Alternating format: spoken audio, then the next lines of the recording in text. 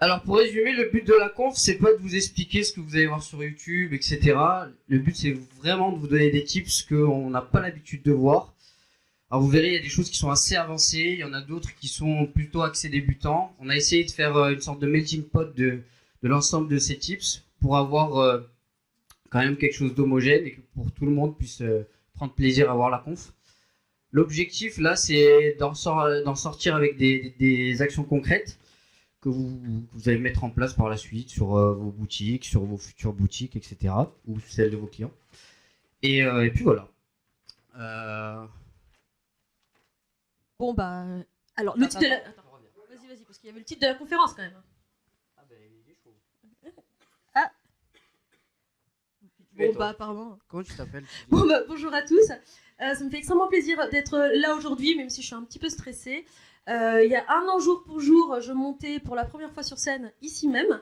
Donc, c'est un anniversaire. Moi, je m'appelle Isabelle Nguyen et je suis courtière en e-commerce. J'ai lancé le courtage en e-commerce en francophonie et grâce à cette activité, en fait, j'ai la chance de pouvoir voir les tripes des boutiques que je mets en vente.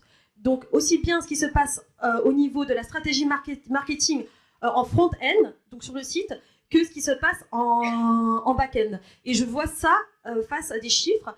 Et à côté de ça, j'ai été une dropshipping multiniche. J'ai dropshippé de la bijouterie, des gadgets de cuisine, le fameux sac à dos anti-vol qui est une blague récurrente sur les réseaux sociaux. Et là, en ce moment, je m'essaye au POD, au Print on Demand. Et voilà. Et surtout, je suis troubadour sur les réseaux sociaux. Donc je fais pas mal l'andouille sur Facebook notamment, où je me moque concrètement de nos travers d'e-commerçants et de nos biais quand on pète un câble devant notre business manager, ce genre de choses. Et je suis également administratrice d'un groupe 100% féminin qui s'appelle Ecomel, dont il y a quelques filles dans la salle. Voilà, je les aide à développer leur e-commerce. Alors, je m'appelle Abdel Halim. Certains me connaissent sous le nom d'Abdel Webseller. Ça, c'est Bibi. Ou Bibi. Ou couscous. Si, voilà. J'ai évité de l'appeler Sushi parce qu'elle le prend mal. Je suis chef de projet digital et je gère aussi la partie SEO de Orchestra Prémaman, donc une marque de vêtements pour enfants. On fait aussi la puériculture de 0 à 14 ans. J'ai ma boîte et je suis commerçant. J'ai une marque de CBD. Qui connaît le CBD dans la salle? Ok. Bon, je pourrais faire des codes promo après. J'ai un outil qui s'appelle Seller Pulse qu'on a développé il y a 2 ans. On a 16 000 utilisateurs maintenant, à peu près 1500 actifs. Cet outil-là, il nous permet, c'est pas le but de la conf, mais grosso modo de récupérer l'ensemble des ventes des produits sur Amazon et AliExpress. Donc si vous vous connectez à mon outil, vous pourrez savoir en temps réel les produits qui se vendent sur Amazon et AliExpress. Et vous aurez du coup de la data pour savoir dans quelle niche vous lancez, et éventuellement créer votre business autour de ça. Alors, le dropshipping est mort. Alors là, il va falloir que tu expliques ce slide-là parce que c'est lui qui l'a fait. J'ai pas compris la blague. Ben quoi, le roi est mort, vive le roi. Ah là là, comment je suis désolée. Non mais c'est une ritournelle en fait, on l'entend souvent. Le dropshipping est mort, mais ça vient de personnes qui parlent d'un type de dropshipping qui existe toujours, mais qui englobe la pratique AliExpress plus Facebook Ads, qui existe toujours. Mais le dropshipping, ce n'est pas que ça. Vous le savez, puisqu'il y a plusieurs e-commerçants dans la salle, on n'est pas obligé de dropshipper que depuis AliExpress. Il y a plein de moyens de trouver des fournisseurs qui sont basés en Europe. Et surtout, il y a pas que. On peut continuer avec la Chine et pas que par AliExpress. Mais AliExpress, c'est quand même un bon début pour commencer. Ça peut vraiment aider. L'idée là, c'est de vous montrer autre chose que les produits AliExpress, quoi. Ouais. Alors, on commence par quoi? C'est quoi le dropshipping? Trouver une niche avec des méthodes tordues. On va vous montrer aussi une partie qui est la partie sourcing, parce qu'en général, on arrive à trouver une niche ou en général le secteur dans lequel on veut se lancer, et puis on a un peu de mal au niveau des produits parce qu'on se dit qu'il n'y a que AliExpress qui existe. Comment avoir un e-commerce crédible? Kickstarter son trafic. Bon, Kickstarter, c'est son mot à elle. Hein. Moi, oui, bon, c'est pour donner un petit coup de pouce au trafic sans trop dépenser au début. Hein. Et fidéliser, bien entendu. Pérenniser. Parce que c'était ça le titre de la conférence. Finalement, Elliot voulait qu'on parle de comment pérenniser une boutique en dropshipping. Parce qu'il y a des croyances comme quoi c'est pas du tout pérenne. Et c'est le cas hein, quand on monte des boutiques monoproduits à l'arrache. C'est extrêmement dur de le faire perdurer dans le temps.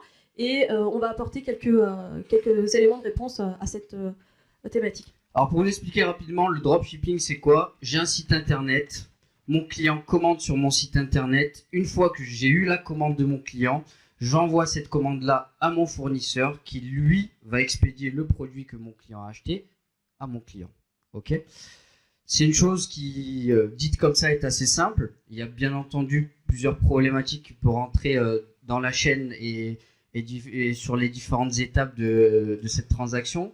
La principale problématique, c'est de remonter des numéros de tracking, notamment des colis. Parce que forcément, si mon fournisseur expédie la commande de mon client à mon client, il faut qu'à un moment donné, mon client puisse savoir où est son colis pour éviter qu'il nous enquiquine au niveau du SAV ou qu'il ne soit pas content, tout simplement. Et la problématique aussi, c'est que bien souvent, c'est des délais de livraison. Parce que forcément, vu qu'au début on commence par AliExpress, on se dit bon on va essayer, on va tenter le dropshipping comme tout le monde fait. Et malheureusement on se casse la gueule parce que bien entendu les délais de livraison sont assez longs et le client n'est pas forcément content. Nous on a un stress qui monte et qu'est-ce qui se passe? On arrête le business parce que tout simplement on n'est pas capable d'encaisser entre guillemets toute cette charge là. En fait c'est juste qu'on n'arrive pas à placer le curseur au bon endroit. Et à se dire, est-ce que je fais un business qui me ressemble? Et clairement, quand on est sur cette typologie de business, hormis si on est tordu, on n'a pas spécialement envie, on va dire, d'arnaquer les gens avec des produits qui, des fois, sont vendus 50 fois leur valeur. On attaque la thématique sur comment trouver une niche. Et là, vous allez voir qu'aujourd'hui, sur cette thématique-là, moi, je suis juste le faire-valoir d'Abdel. Voilà. Vas-y. Alors, sachant que c'est orienté SEO, j'ai voulu vous montrer quelques techniques qui sont pour certains SEO des classiques, pour d'autres peut-être ne connaissent pas. Là, l'idée c'est d'utiliser un outil comme SEMrush, parce que je pense que quand on est, si vous êtes ici dans la salle, tout le monde connaît plus ou moins SEMrush. Il y a même des gens de SEMrush dans la salle, je crois. Ouais. Je fais beaucoup d'affiliations avec vous. On utilise SEMrush. On va utiliser en fait les marketplaces, tout simplement. Cdiscount, Amazon, Rakuten, Etsy, ce genre de marketplace. L'idée c'est quoi? C'est que ces marketplaces, elles ont une autorité aux yeux de Google. Et si elles ont une autorité aux yeux de Google, elles vont se positionner naturellement sur un certain nombre de mots-clés dont nous, on n'a même pas idée de l'existence. En faisant ça, ça va nous permettre, nous, en ayant, on va dire, ce constat-là, de se dire, ok, on met ces mots-clés-là, ces noms de domaine-là, donc ces discounts, etc., toutes ces marketplaces-là, on met leur nom de domaine directement dans SEMrush, on filtre au niveau des positions, on regarde, par exemple, là, j'ai pris ces discounts, je me suis dit, ces discounts, ils se positionnent sur quel mot-clé entre la première et troisième position. Ça va me permettre de savoir quoi? De me dire, il y a 6000 mots-clés où, en fait, Google estime que ces discounts est la meilleure réponse sur ce mot-clé-là. Pour moi, c'est quoi? Pour moi, le constat que j'en tire, c'est de me dire il y a 6000 potentiels mots-clés où ça peut être une niche. Pourquoi? Parce que si Google estime que Cdiscount, Rakuten, Amazon, etc. est le premier, le deuxième ou le troisième sur le mot-clé, donc c'est qu'il n'a pas forcément un expert de la niche ou en tout cas un site internet établi qui lui est la référence. D'accord? Quand on fait ça, on récupère ces 6000 mots-clés et puis là, on a 6000 potentiels mots-clés à traiter et on va tous les passer un par un pour voir quel mot-clé est potentiellement une idée de business, voire une niche vierge. Ok? Est-ce que c'est assez clair pour tout le monde?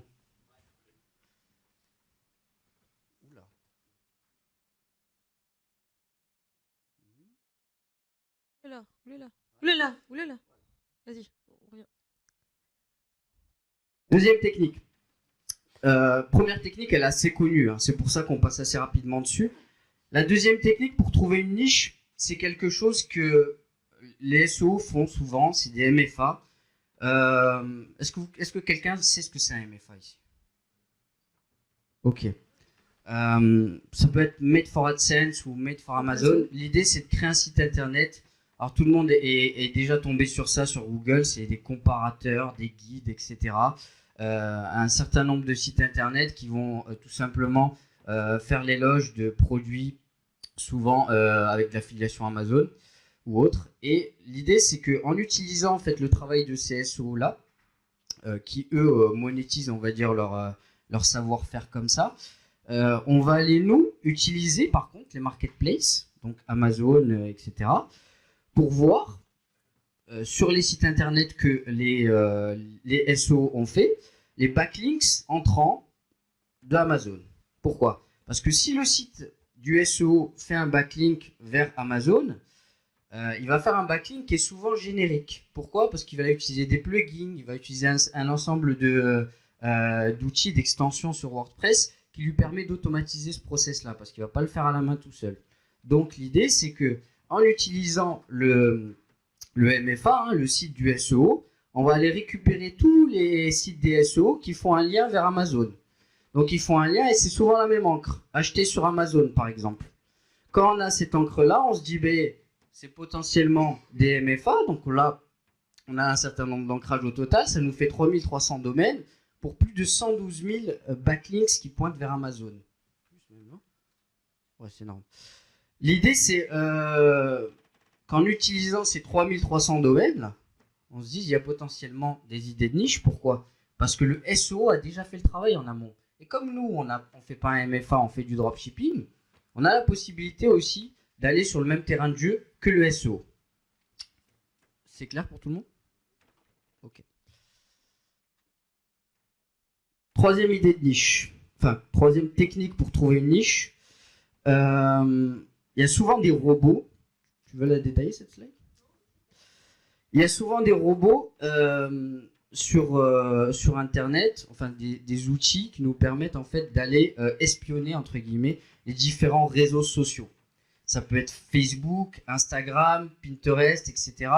L'idée, c'est qu'il y a un certain nombre de marques qui font de la promotion sur ces marketplaces-là, sur ces réseaux sociaux. Et l'idée, c'est qu'en fait, par exemple, quand on a une marque établie sur Facebook, on va faire, donc on a un budget pub, etc. On va faire de la publicité sur Facebook. Et nous, on va utiliser des petits outils, ces fameux robots, qui vont nous permettre de récupérer le contenu de ces publicités-là afin de voir les métriques qui nous intéressent, en l'occurrence l'engagement, les likes, etc. Mais surtout la viralité du post ou la viralité de la publicité. En faisant ça, en utilisant ces robots-là, ces robots nous permettent d'autres choses, notamment de filtrer par CMS, et c'est là où ça nous intéresse, parce que quand on a la possibilité de filtrer, là par exemple c'est Bixby. Pourquoi je vous ai montré Bixby? Parce que Bixby est gratuit. AdSpy est gratuit. Ouais. L'idée c'est que vous avez WooCommerce, Shopify, Magento, PrestaShop, BigCommerce, OpenCart. L'ensemble de ces CMS-là sont potentiellement des CMS sur lesquels il y a un certain nombre d'acteurs qui font des ads. Alors pourquoi je détaille les CMS? Parce que c'est important, parce qu'en général, quand on a une marque, qu'on a un acteur connu, etc., on n'a pas tendance à aller vers Shopify. Ça commence les choses commencent à changer. Il y a des marques comme Volcom qui arrivent sur Shopify, mais en général, c'est des dropshippers. Par contre, quand on a une marque établie, on a plus tendance à être soit sur un PrestaShop, souvent un Magento, n'est-ce pas, WooCommerce ou autre, ou Salesforce par exemple. L'idée, c'est que quand on arrive à filtrer sur Bixby avec cette sélection-là, avec ce filtre-là, de se dire je vais récupérer que des WooCommerce ou que des Magento ou que des PrestaShop, on a finalement des clients sérieux qui ont du budget sur Facebook à allouer. Et c'est là où nous, on va se régaler parce qu'on va regarder, on va repérer les posts, leur viralité, et de là, en découle un certain nombre d'idées de niche. Ok?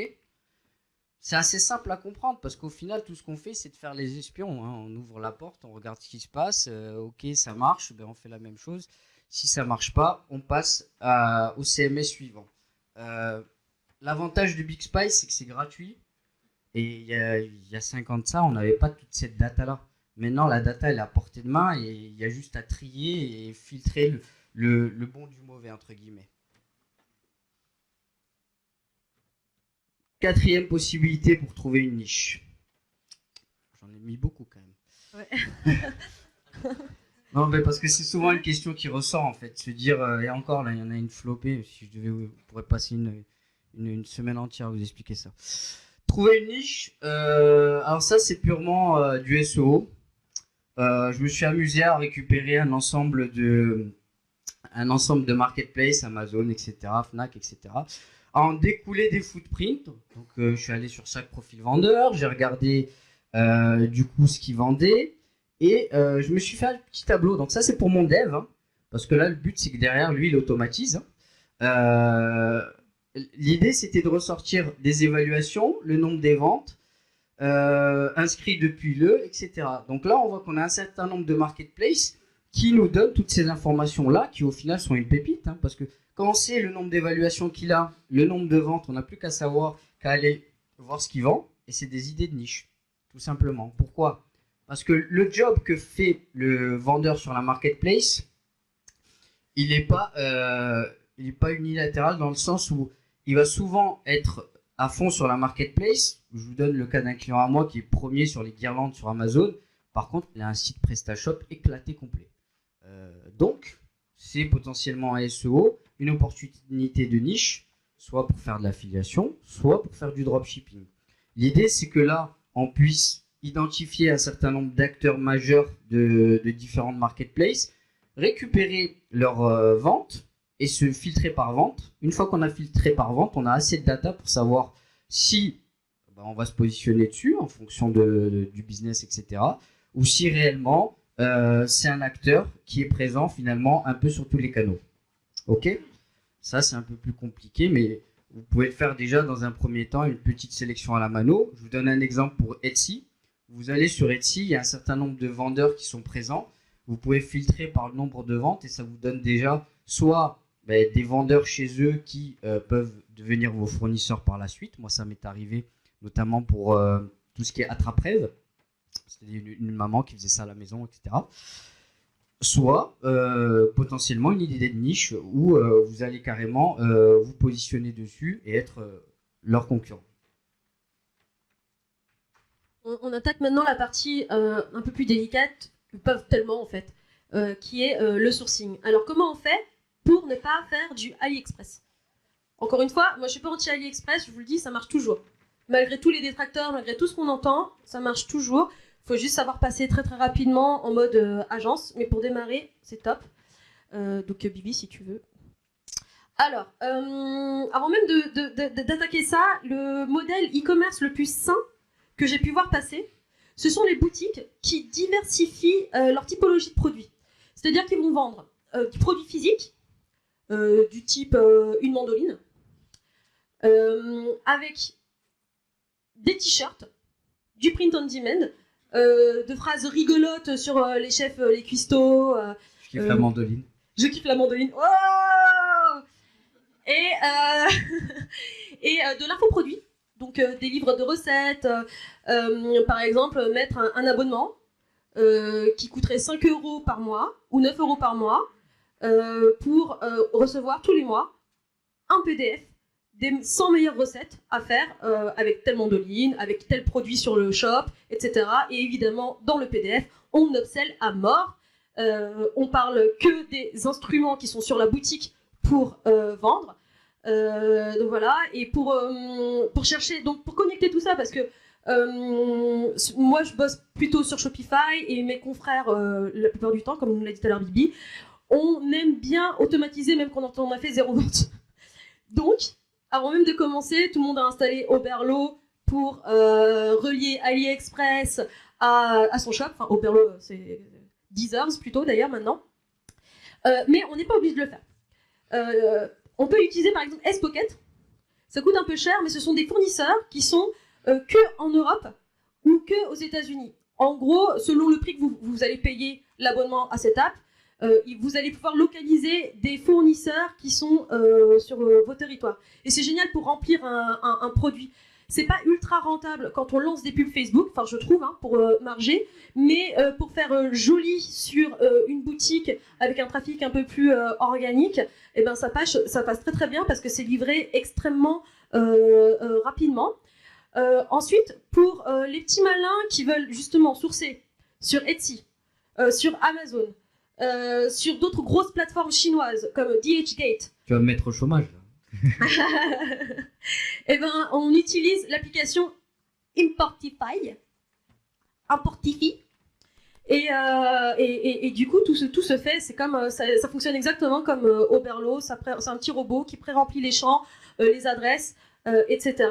Et ça permet en fait au sein d'une même boutique de niche d'avoir des fournisseurs différents. Des fournisseurs qui peuvent être sur Etsy, des fournisseurs qui peuvent être sur Amazon. Quand on vend la livraison rapide et express en supplément. Et puis sinon, les acteurs du print on demand, on n'est pas. Enfin, alors le pod en Chine, ça marche bien aussi, hein, on vous le dit. Les Américains aussi sont très très forts, mais pour nous qui vendons par exemple en France, on a des acteurs comme Dropshipprint de Elliott, voilà, qui sont là et qui font du. Oui, applaudissez-le. Qui vendent des t-shirts en coton bio, en encre bio, tout ce que vous voulez de bio, tout ça, pour le bon karma, hein, le good karma. Et il y en a d'autres, vous les connaissez. Hein.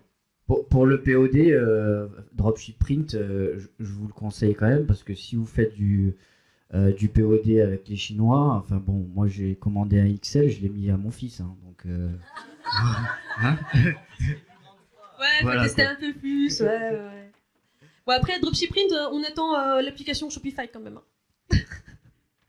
Ensuite, comment on peut augmenter le panier moyen? Il y a plein de techniques qui existent. C'est beaucoup plus facile à mettre en place quand on utilise du ClickFunnels, par exemple, enfin des tunnels.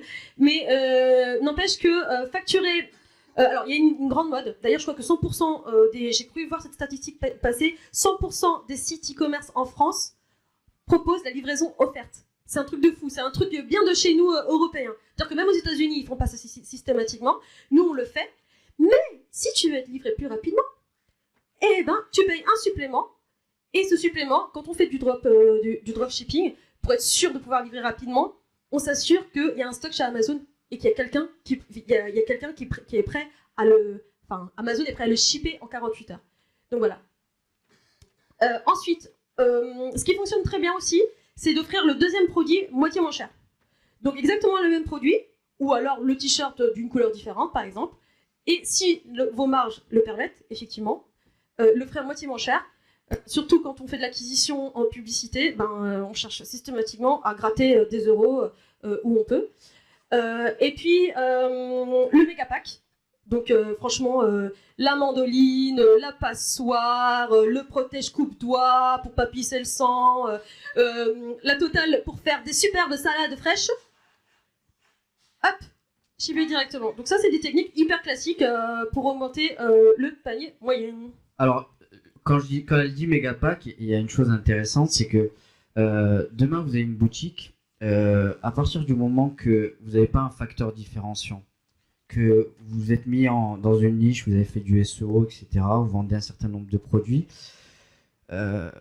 vous êtes confronté à un problème parce que forcément vous allez être confronté à la loi du marché qui consiste à tout simplement regarder ailleurs et voir si le prix est éventuellement moins cher.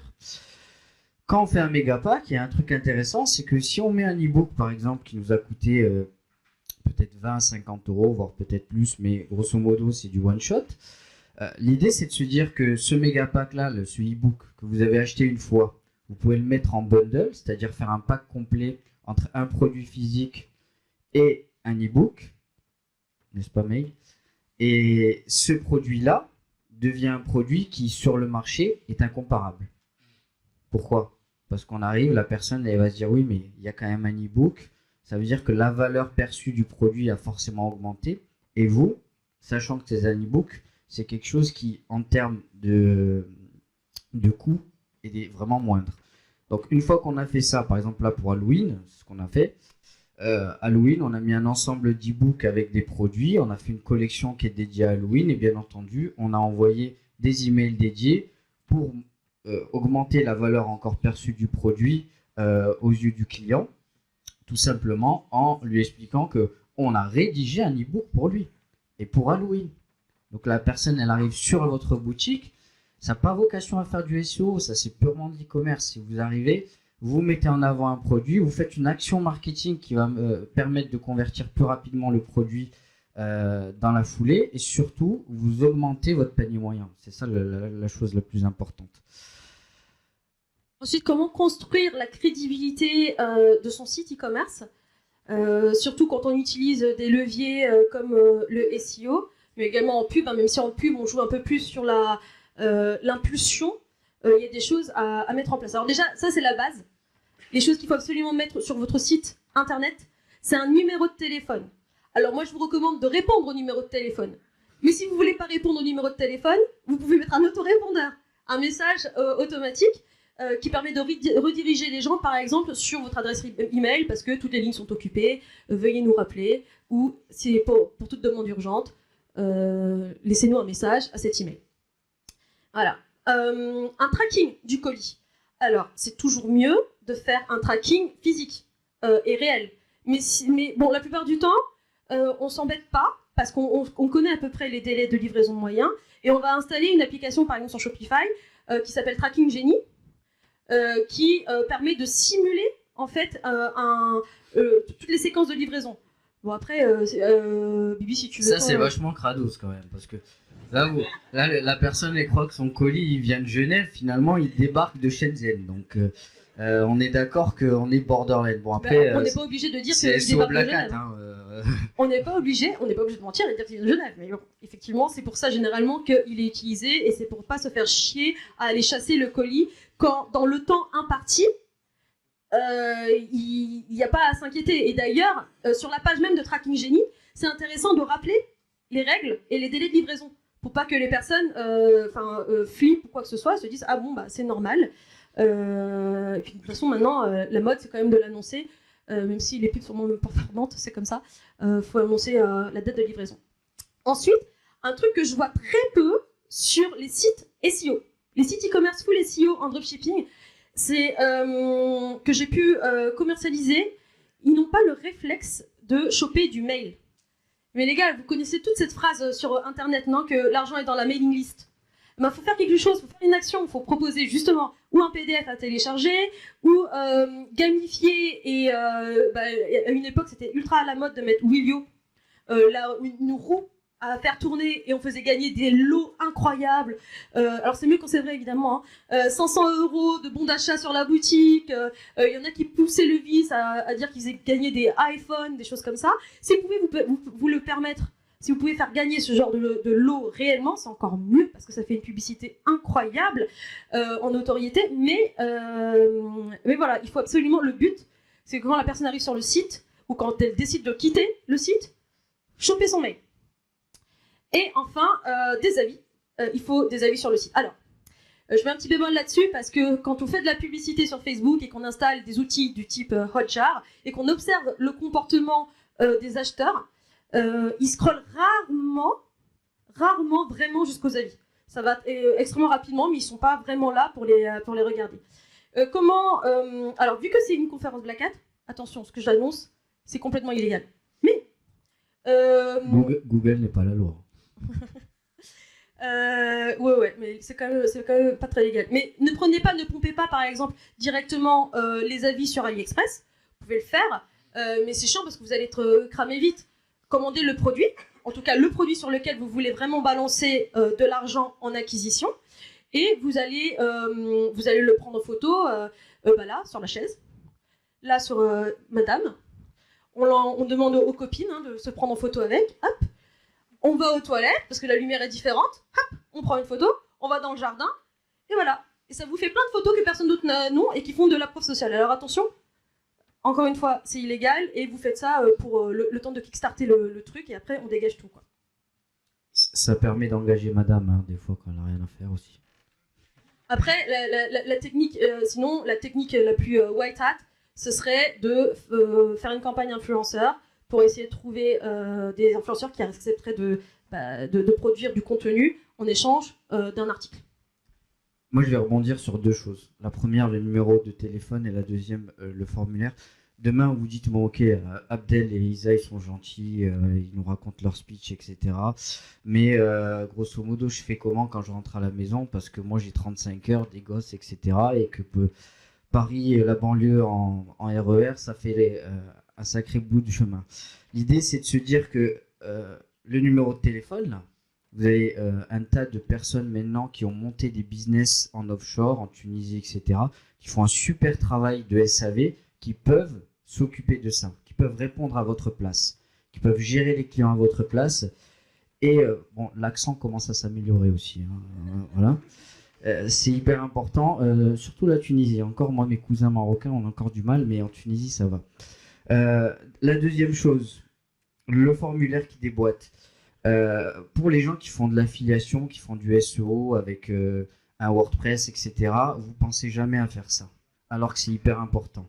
Pourquoi? Parce que je vous donne un cas concret. Vous avez un comparateur, un guide, ce que vous voulez. Admettons, vous vendez des perceuses, des visseuses, etc. Il n'y a pas Pierrick dans la salle? Non. Vous vendez des perceuses visseuses, vous dites j'ai un WordPress avec un guide, etc. Vous faites ça. La personne, elle arrive, elle clique sur votre lien, elle débarque sur Amazon et vous empochez la commission d'affiliation. Vous êtes content à la fin de l'année parce que forcément la personne a peut-être acheté une perceuse et a fait ses courses derrière pour les cadeaux de Noël. Donc au final, vous avez l'affiliation, plus ce qu'on appelle l'affiliation résiduelle, qui est en fait l'affiliation due aux autres produits dans son panier. Mais là où vous pouvez vraiment gagner de l'argent, c'est si vous mettez un formulaire sur le MFA, et que vous commencez à récupérer du mail.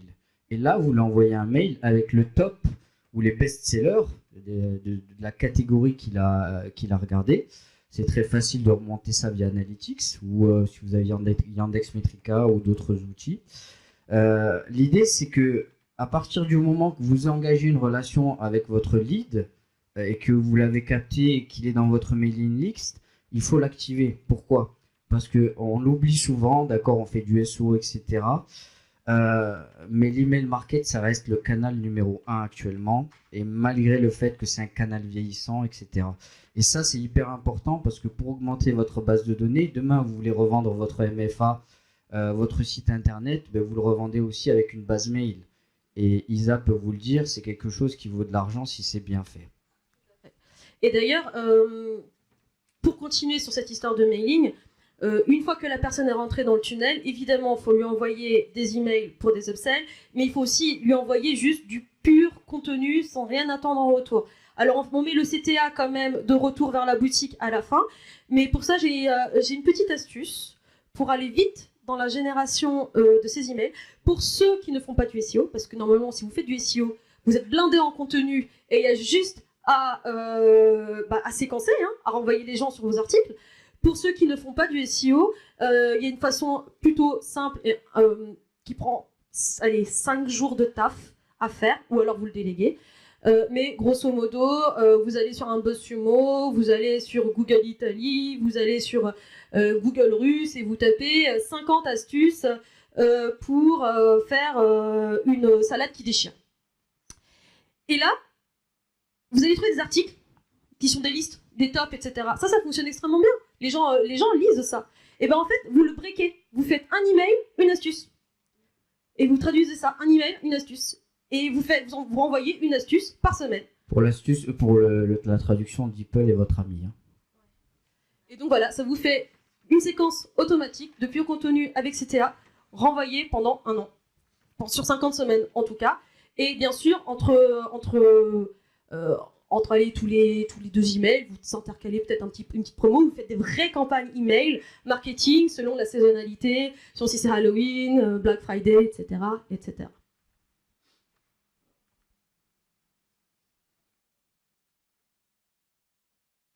Ensuite, on va peut-être accélérer. Trustpilot. Pour ceux qui ont une boutique e-commerce, etc., il y a une chose importante, c'est que tout le monde a en fait besoin d'avis. qui dit besoin d'avis dit que si vous avez généré des ventes, etc., vous allez envoyer un formulaire pour récolter un avis à votre client. Quand vous êtes dropshipper, il y a 2 séquences importantes. La première, c'est quand il achète, la deuxième, c'est quand il reçoit le produit. Si vous lui envoyez une demande d'avis, souvent, si on est e-commerçant classique, qu'est-ce qu'on fait? On le fait au moment où la personne reçoit le produit. C'est la chose à éviter quand vous êtes dropshipper. Parce que quand vous êtes dropshipper, si un temps soit peu, vous avez fait votre job et il a reçu le colis dans les temps, tout va bien. Par contre, s'il est dans le cas où vous avez des problèmes logistiques, ce qui est fréquent, ce qui se passe, c'est que forcément, il ne va pas être content. Et lui, il va vous mettre la petite étoile qui est mauvaise pour nous sur Trustpilot. Donc, ce que vous faites, si vous utilisez Trustpilot par exemple, ça marche aussi pour le reste, hein, avis vérifié, etc. Là, vous sélectionnez en fait la séquence au moment où il l'envoie. Il faut que Trustpilot l'envoie pour justement non pas noter le produit, mais noter son expérience d'achat. C'est tout là la différence. Alors c'est ambigu, hein, mais bon, c'est jouer sur les mots entre guillemets, mais c'est important de récupérer un avis d'un client qui va noter son expérience d'achat sur votre site et plus tard vous pourrez l'afficher plutôt que quelqu'un qui va recevoir son produit et qui au final peut-être n'est pas content. L'idée bien entendu dans l'absolu c'est qu'il soit content, mais pour vous prémunir aussi de cette problématique, il y a cette solution. Maintenant, on passe à la séquence Kickstarter le trafic. Alors, aujourd'hui, on va pas j'avais pas envie de vous gaver avec du Facebook Ads comme on peut le faire d'habitude, mais plutôt trouver des petites astuces différenciantes par rapport à ce qui se fait. On pourra toujours en parler après dans les questions-réponses. Vas-y. Alors, ça, c'est un truc qu'on a mis en place avec un client qui est venu me voir et qui m'a dit « Isa, je veux racheter que des shops morts. » Alors, pour ceux qui me connaissent, vous savez que j'ai tendance à dire non, je vends que des shops qui fonctionnent, qui génèrent actuellement du chiffre d'affaires, et il est hors de question que je revende une boutique à l'arrêt parce que c'est extrêmement dangereux, je trouve, pour l'acquéreur. Mais quand on est face à quelqu'un qui s'y connaît, c'est complètement différent. Et en fait, c'est même une mine d'or parce que ces boutiques-là, elles ne valent presque rien. Et il y a beaucoup de choses qu'on peut faire, notamment au niveau des publicités sur Facebook. Là, ce client-là, il a racheté plein de shops comme ça, qui avaient pété en monoproduit, sur une catégorie assez large. Et ce qu'on a mis en place, c'est ça. En fait, il a extrait de toutes ces mailing lists tous les clients qui ont commandé plus de 2 fois, non, plus d'une fois en fait, sur un shop. Donc on fait le paramétrage comme ça. Hop là, lookalike. Il a extrait tous les clients c'est quoi VIP. lookalike? Ah oui, pardon. La lookalike, c'est une audience créée par Facebook qui est similaire à ses clients. Donc en fait, l'algorithme de Facebook est tellement intelligent qu'il sait qui nous sommes. Et donc il va trouver des personnes qui ressemblent à ses clients qui ont déjà commandé pour plus de 100 € sur la boutique. Et en fait, il a amassé comme ça considérablement beaucoup de data pour pouvoir en fait kickstarter sa marque. Il lançait une marque sur une certaine catégorie. Donc c'est vraiment, franchement, c'était une technique top. Et évidemment, on fait du mailing avec. On essaie de réactiver un peu la mailing list. Bon, selon la taille, généralement, quand on a fait du monoproduit et qu'on n'a pas écrit à sa liste, franchement, la liste, elle réagit pas bien, quoi. Hein. Soyons honnêtes. Voilà. Ensuite, alors ça, je vous explique la petite histoire de ça. Ça, c'est un truc qui a très bien fonctionné sur un shop. Mais le problème, le seul et unique problème, c'est que je me suis pris la tête sur un process qui était en fait beaucoup plus simple que ce que je voulais vous expliquer aujourd'hui. Donc, déjà, il y a Matt de Souza, qui est un ami, qui a développé Wide Checker, qui permet d'extraire en fait les emails des influenceurs par niche. Donc ça, c'est ultra pratique pour pouvoir envoyer du mass mailing pour ceux qui ne savent pas scraper, parce que je suppose que dans la salle, il y en a quand même quelques-uns qui ne savent pas faire ça. Et ensuite, essayer de sonder les 50 comptes, parce que moi, je me suis limitée à l'envoi de 50 emails par jour via un compte Gmail, pour pas passer pour du spam. Donc j'essaie de tout personnaliser. À la mano, on fait un tableau où on met les prénoms, si on arrive à les trouver, hein, parce que des fois les influenceurs ne mettent pas leur prénom, le prénom, l'email, dans un fichier Excel, et ensuite on upload ça sur un autorépondeur. Donc ça c'est la partie simple. Moi je m'étais pris la tête à faire un fichier Word avec une macro Excel VBA, enfin c'était une catastrophe. Et ensuite derrière il faut suivre les réponses personnellement. Donc là vraiment on écrit un texte générique. Salut Anna, j'adore ton humour, j'adore ce que tu transpires, je te trouve tellement belle sur les photos. En plus je m'intéresse vachement au domaine de la cuisine, la fitness, la beauté, la mode, le lifestyle, les voyages, peu importe. Là, Kev Adams, tu penses qu'il va te répondre? Non. Bah là, faut filtrer un petit peu. Hein. Faut filtrer au niveau du nombre de followers et au niveau de l'engagement. Tu prends. Moi, je tape dans les micro-influenceurs, surtout en pod. Ça marche beaucoup mieux parce qu'ils répondent. Ils sont flattés par l'attention qu'on leur porte. Et on essaie de les embrigader dans des programmes ambassadeurs, pour le coup. Mais ça fonctionne très très bien. Et en fait, on envoie 50 emails par jour. Alors, le marché français, je vais être honnête avec vous, il répond pas très bien. Mais par contre, aller en dehors, dans les pays du sud de l'Europe, c'est un peu plus péchu à ce niveau-là. Voilà. Alors, c'était cool, hein, les influenceurs, tout ça. On va reprendre un peu le SEO, est-ce qu'on aime bien. L'idée, c'est que sur cette technique-là, je vous montre un peu une chose, c'est d'allier à la fois des techniques SEO et ce que j'aime faire aussi, allier d'autres vecteurs comme Facebook là notamment.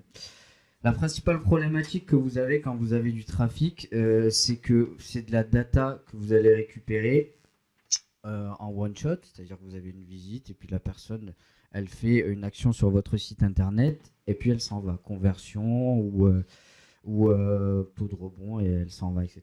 Là l'idée c'est que on a une boutique. On a MFA, on a peu importe, hein, finalement le business, hein, ça peut s'appliquer à pas mal de choses. On a une start-up, ça peut le faire aussi. L'idée, c'est de récupérer de la data de personnes qui sont engagées, qui nous connaissent de près ou de loin, ou pas du tout, et surtout qui sont dans notre thématique. Admettons, demain, je vends des cuisines, ou là, c'était quoi là je crois que c'était la voyance. Là, ouais. Demain, je décide de savoir si ma femme fait les meilleurs couscous et puis je vais voir sur un site de voyance. Entre-temps, j'ai monté un site de voyance où je vends des boules et compagnie, chakras et tout le reste. Et ce qui m'intéresse, c'est de récupérer des gens qui sont, entre guillemets, intéressés par la voyance. La problématique que j'ai, c'est d'aller les chercher. Je ne sais pas du tout où est-ce qu'ils sont, je ne sais pas qu'est-ce qu'ils font dans leur journée et quel type, grosso modo, d'intérêt ils ont. Donc, pour ce faire, je vais aller voir à l'ancienne, comme on faisait à l'époque, on va sur les forums. Ces forums-là, ils sont intéressants. Qui a connu l'époque des forums ici? D'accord. Donc, vous connaissez tous VBulletin, PHPBB, etc. Tous ces forums-là qui étaient open source. Ces forums-là, ils ont la particularité de pouvoir insérer des images, de pouvoir insérer un ensemble de textes, ce qu'on appelle aussi du bébé code. Et c'est là où c'est intéressant, c'est que nous, si on veut récupérer de la data sur ces forums qui ne nous appartiennent pas, qu'est-ce qu'on fait? On va aller chercher sur Facebook, on va se créer un compte, un business manager. On va aller là, sur cette étape-là, installer notre pixel. Donc, comme si on installait notre pixel Facebook. Notre pixel Facebook, pour ceux qui ne savent pas, c'est un petit outil qui nous permet, c'est un script qu'on installe sur notre site internet qui nous permet de récupérer un certain nombre d'informations sur nos visiteurs. Là, l'idée, c'est d'installer ce script-là qu'on installe initialement sur notre site internet, mais chez eux. Comme ça, qu'est-ce qu'on va faire? On va récupérer leur data à eux. On va récupérer l'ensemble des visiteurs qui sont sur ces forums-là. Et si vous êtes comme moi, qu'est-ce que vous allez faire? Vous allez sur ces forums-là et vous engagez les gens. C'est-à-dire que vous créez un post, viral ou non, vous essayez de faire quelque chose qui va engager les gens sur un sujet à controverse, par exemple. Admettons sur Doctissimo, vous dites que vous êtes contre l'avortement ou autre. Et à ce moment-là, je ne vous le conseille pas, c'est un exemple. Hein. Et à ce moment-là, vous vous amusez à injecter votre code juste en signature ou directement dans un message. Qu'est-ce qui se passe quand vous faites ça? À chaque fois qu'il y a une personne qui va arriver sur cette page-là, qui va décider de répondre à votre post ou qu'elle va juste voir cette page-là, elle va se faire flaguer par le pixel Facebook. Et cette personne-là, vous pouvez la retargeter via Facebook. La petite astuce complémentaire à ça, c'est que Facebook vous permet de créer des événements personnalisés. C'est-à-dire vous avez des événements du type page view, etc. Là, l'idée, c'est de faire un événement qu'on va appeler forum. Et comme ça, le jour où on fait de la pub, on sélectionne l'audience forum et on sait que c'est des personnes, ok, qui sont allées sur le forum. Et si je peux rebondir, sur Facebook, on peut également aller analyser l'audience qui a découlé de ce pixel, voir quel âge ils ont, quels intérêts, où est-ce qu'ils se trouvent, pour vous aider justement à élaborer vos pubs et votre message marketing. Ensuite, technique pour récupérer les paniers abandonnés. Vous avez une boutique. Cette boutique-là, il y a un client, il arrive, il est content, il achète une mandoline, finalement il n'est pas très content de la mandoline ou sa femme elle a appelé entre-temps, il abandonne le panier. Pourtant, il a rempli le champ, le formulaire, il a mis son nom, prénom, adresse, etc. Et en fait, ce qui se passe, c'est qu'une fois qu'on a ça, qu'on a juste une data qui est son numéro de téléphone, il y a un certain nombre de logiciels de messagerie, d'autorépondeurs, qui vous permettent d'envoyer directement dans sa boîte vocale un audio personnalisé. Si vous réfléchissez un peu, qu'est-ce qui se passe? Vous vous dites, je vais enregistrer un message vocal dédié à ces personnes-là. Et vous, n'importe qui dans la salle, vous recevez un message vocal d'un e-commerçant qui dit « Salut, t'es passé sur ma boutique, j'ai vu que t'as abandonné ton panier pour X ou Y raison, on a gardé ton panier, on l'a sauvegardé, je t'invite à revenir sur la boutique. » Qu'est-ce que tu vas faire? Tu vas revenir sur la boutique. Pourquoi? Parce que tu as l'impression que je t'aurai appelé. Et ce n'est pas le cas. C'est juste automatisé. L'outil, c'est SG Autorépondeur. Vous insérez votre message vocal directement là. Ensuite, vous sélectionnez votre liste. Donc là, ça va être les paniers abandonnés. Et boum. OK. Deuxième astuce sur ça, assez rapide. Vous pouvez faire la même chose pour ouvrir le taux d'engagement de votre base mail. Admettons, vous avez un certain nombre d'infos sur vos utilisateurs, clients ou non, mais vous avez leur numéro de téléphone. Vous leur envoyez un mail en disant hey, salut, un fichier audio en disant hey, salut, c'est Abdel, je te laisse un message, je t'ai envoyé un mail, merci de l'ouvrir.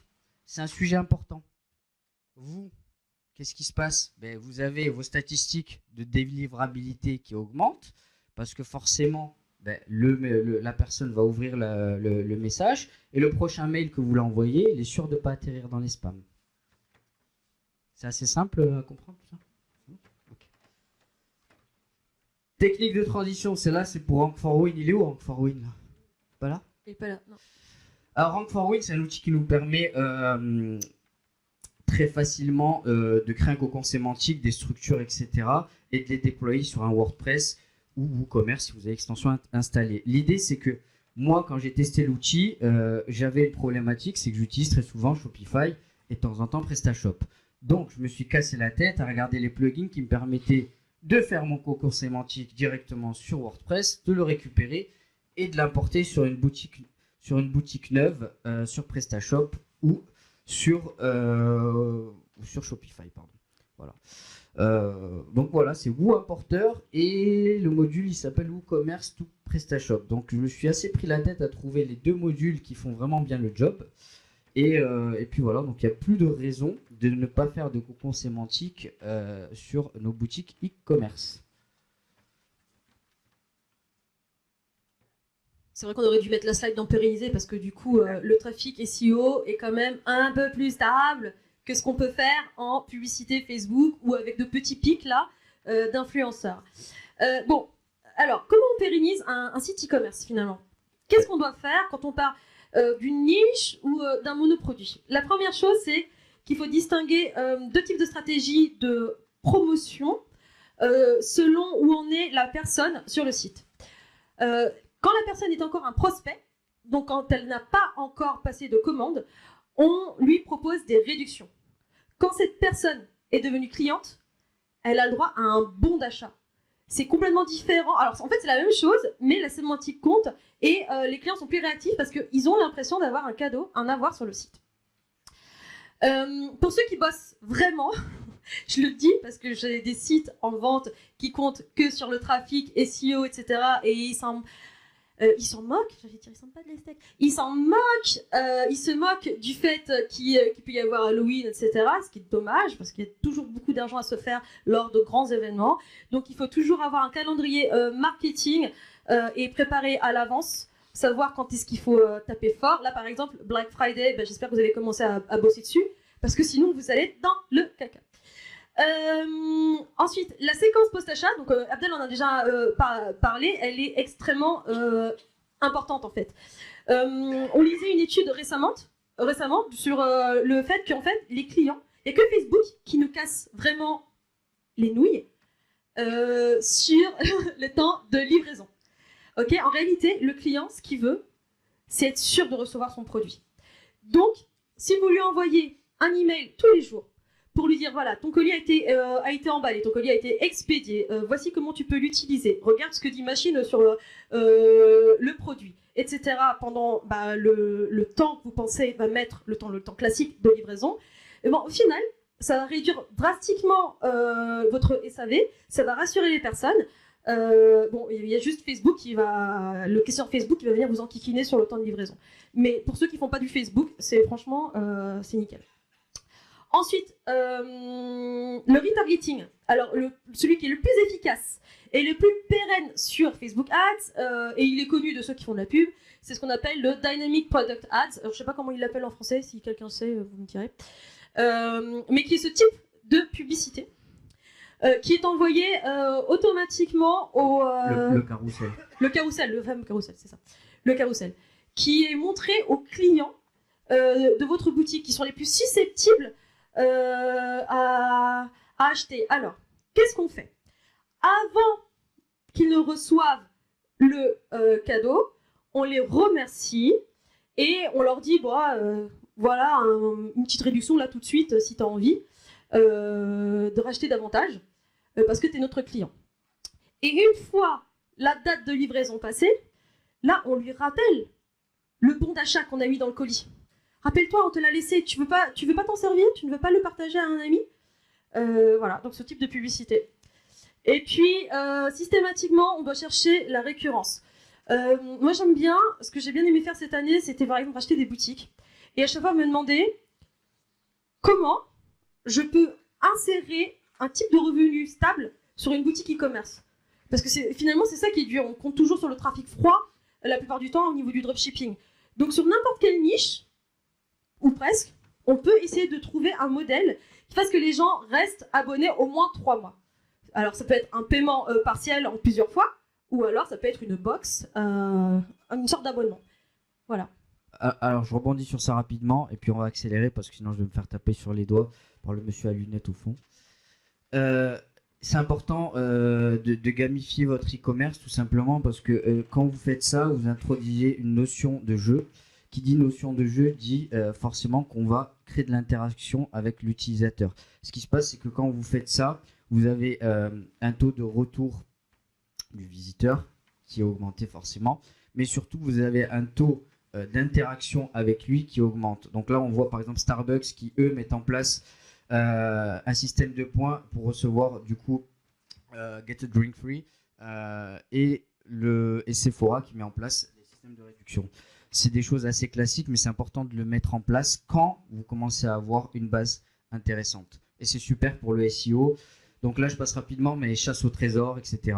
Deuxième chose, quand vous déléguez votre business, pensez toujours que quand vous faites ça sur Trello, vous lui dites hey, « Salut Jean-Jacques, il faut que tu me fasses un article. » Ok, c'est cool.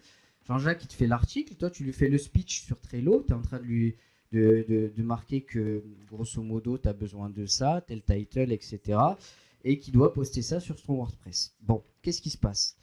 Lui, il se dit, je vais me faire un petit mémo sur Trello et je vais mettre ça en public. Le problème, quand il met ça en public, il est indexé. Et après, qu'est-ce qui se passe? Là, tu vois, tu fais site2.trello.com et tu as un ensemble de gens qui laissent leur mot de passe avec leur Gmail sur Trello. Lui, par exemple, c'est qui connaît le wagon ici? Voilà. Ça, c'est l'admin de Le Wagon. Je l'ai contacté, je lui ai dit, mais vous êtes décodeur? Donc, ça, c'est hyper important. Quand on fait un Trello, on le met en privé. parce qu'en public, tu es indexé. Et ce qui se passe, c'est qu'après, tu as des malins comme moi qui checkent l'ensemble des logiciels de automatisation ou de gestionnaire de tâches pour voir ceux qui sont indexables. Je crois que c'est la dernière slide. Nettoyez vos Google Suggest. Un truc important, demain, vous avez une formation, vous avez, je sais pas, une boutique e-commerce, quoi que ce soit. Vous avez un ensemble de mots qui ressortent dans les Suggest, dans les Google Suggest. Vous allez taper votre boutique e-commerce. Il y aura souvent, une fois que vous avez du trafic, des gens qui vont taper avis ma boutique e-commerce, etc. Ce que vous faites, c'est que vous pouvez utiliser ces ensembles de services comme MicroWorker, Amazon Mechanical Turk et Rapid Worker qui vous permet d'avoir des petites mains. Vous mettez directement en fait la mission et puis vous avez tous les mecs qui sont sur Amazon qui vont taper ce mot-clé là un certain laps de temps. Ça va vous permettre de cleaner l'ensemble de vos Google Suggest et vous avez une boutique avec des Google Suggest qui sont plutôt clean plutôt que d'avoir arnaque ma formation ou arnaque ma boutique. Ok. C'est un jeu de gros blackhatters, dropshippers, mais il y en a qui s'amusent systématiquement, par exemple, à traquer vos sites et à les foutre sur signal arnaque. Voilà. Donc le plus important, c'est de se faire plaisir. Je le rappelle, parce qu'on est là pour ça. Et test and learn.